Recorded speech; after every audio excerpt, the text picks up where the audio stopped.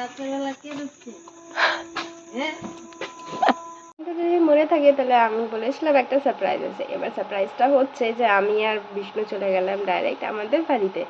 এবার এই green step follow করে আমি মেট্রো থেকে সোজা চলে গেলাম স্প্ল্যানেটে আমাদের বাস আছে, আর বাসে করে আমরা ডাইরেক্ট বাড়ির সামনে নামতে পারি, তাই বাসটা আমার জন্য খুব ইজি অ্যান্ড মজাদার।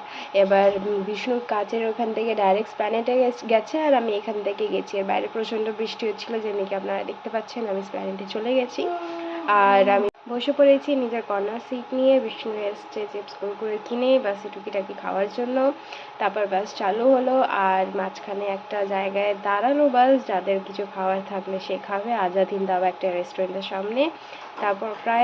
তারপর খাওয়া দাওয়া শেষ হয়ে আবার আমরা বাসে উঠলাম, আর 1:45টার সময় আমাদের স্টপেজে আমরা নামলাম। নেমে কিছুক্ষণ হাঁটার পর আমাদের বাড়িতে আমরা ঢুকে গেছি নি